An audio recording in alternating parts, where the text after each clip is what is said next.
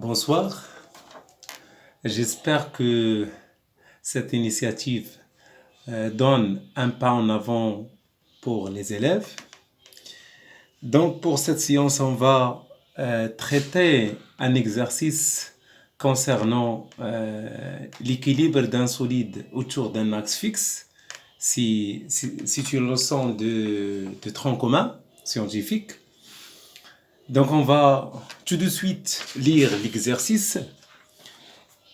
On considère une tige OA, c'est-à-dire une barre, est en équilibre grâce à un fil horizontal. L'axe de rotation passe par le point O, c'est l'extrémité de la barre.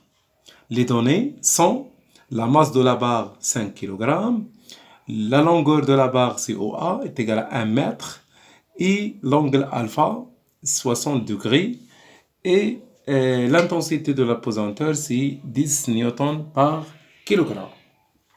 Donc je vous rappelle que le moment d'une force, c'est le pouvoir d'une force de faire une rotation d'un corps solide autour d'un axe fixe. Mais si la ligne d'action de cette force parallèle à l'axe delta ou passant par cet axe, donc la force F ne provoque pas la rotation, c'est-à-dire que son moment par rapport à delta est nul. Et je dois aussi donner la définition du moment d'une force. Le moment d'une force, c'est par rapport à un axe delta orthogonal à sa droite d'action. Donc, il est défini par la relation. Donc, dans un premier temps, on va faire un petit rappel concernant la relation du moment. Donc, le moment d'une force F par rapport à un axe delta orthogonal à sa droite d'action est égal à plus ou moins F fois D. Plus ou moins, ça dépend du sens choisi arbitrairement. F, c'est l'intensité de la force. Et D, c'est quoi? C'est la distance orthogonale entre la ligne d'action de F et l'axe de rotation delta. Voilà. Donc, on applique cette relation pour cet exercice. La première question, faire l'inventaire des forces qui agissent sur la tige OA, c'est-à-dire toutes les forces agissantes sur la barre. Donc, quelles sont les forces agissantes sur la barre? Donc, on a le poids, donc son poids P, passant par le centre d'inertie G. Il y a aussi toujours la force exercée par l'axe delta. Et on a aussi la tension du fil. Donc, on va répondre à cette question, la première question. Le système étudié, c'est la barre OA, donc, ou bien la tige. La tige OA. Bilan des forces. Donc, les forces extérieures qui s'exercent à la tige. Donc, on a P, c'est son poids. Son poids. On va tracer cette force sur le schéma. Donc, P, toujours, commence par le centre d'inertie. Voilà, P. Il y a aussi le R. R, c'est la réaction de ces forces, c'est-à-dire la force exercée, donc la force exercée par l'axe de rotation. L'axe de rotation delta. Donc, généralement, la force R passe par delta. Par conséquent, son moment, il est toujours nul. Il y a aussi T. T, c'est la tension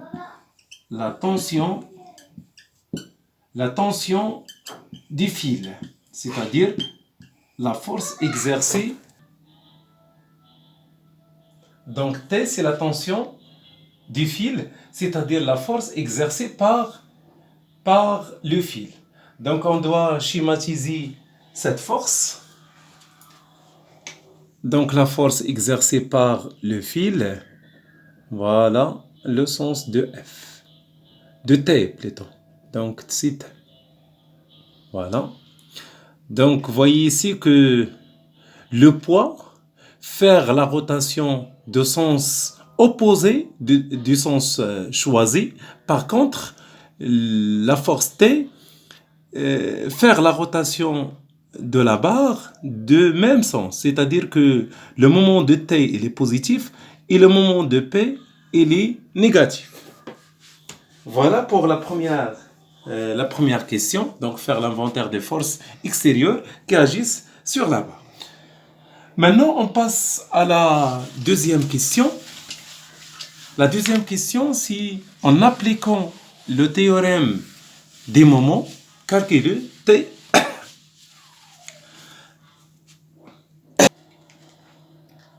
Donc, passons à la question 2. En appliquant le théorème des moments, calculer T, la tension du fil à l'équilibre.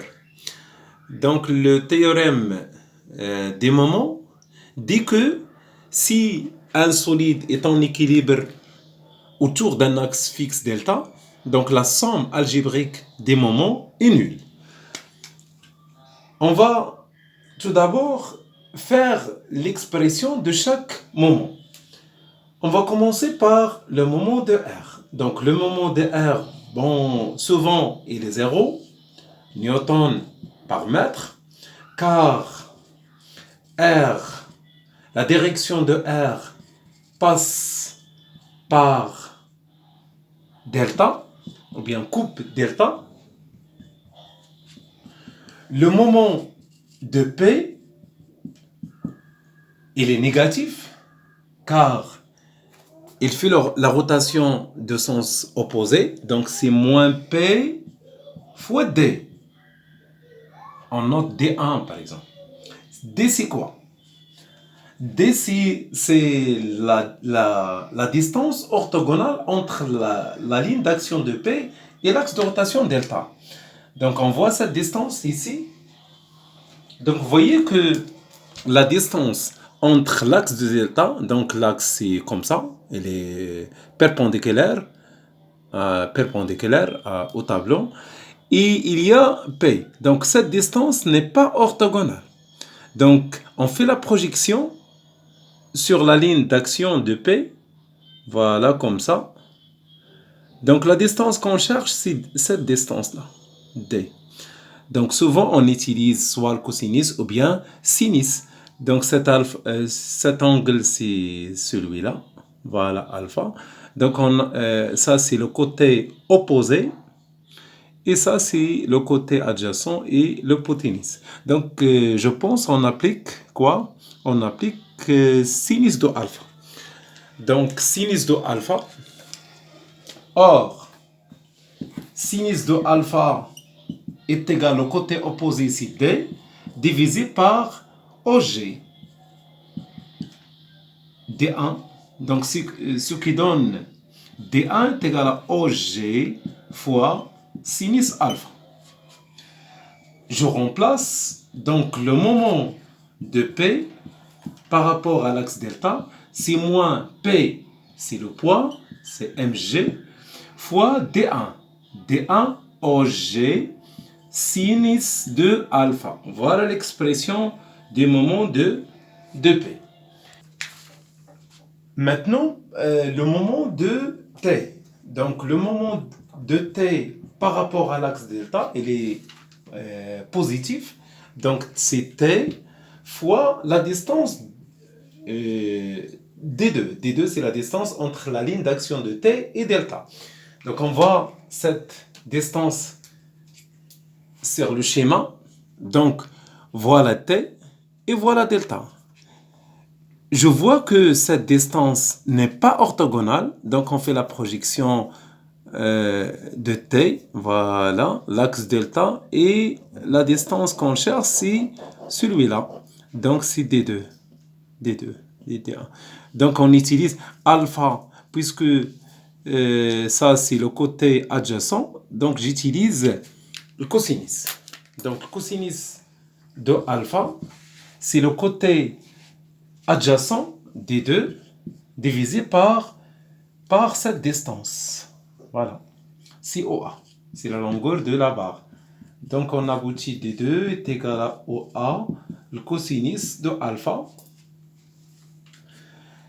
Je remplace dans l'expression et on trouve l'expression de moment de t, c'est t fois OA fois le cosinus alpha. Et puisque la barre est en équilibre, c'est-à-dire la somme des moments est nulle, donc le moment de t plus le moment de R plus le moment de P est nul, est égal à 0. Je remplace l'expression de T, OA, le cosinus de alpha, plus le moment de R, on a dit que 0, le moment de P, on a trouvé, c'est moins mg OG sin de alpha est égal à 0.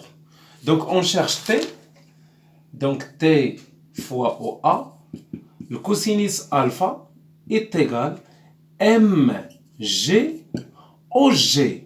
OG, c'est la moitié de la barre, c'est-à-dire OA divisé par 2, sinus de alpha. Donc on doit simplifier par OA avec OA. Donc ce qui donne... Donc on trouve que T est égal. Donc on commence toujours par les chiffres. Donc c'est 1/2, c'est 1/2 m fois g sinus de alpha divisé par cos de alpha.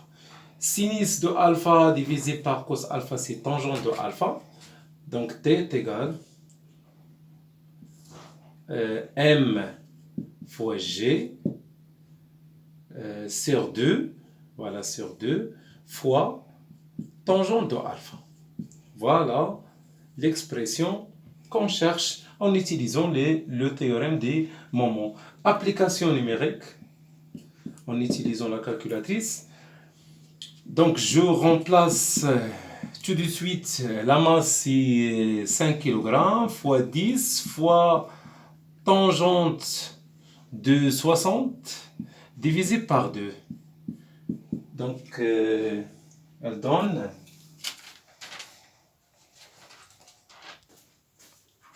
donc l'application numérique donne à peu près 66 newtons.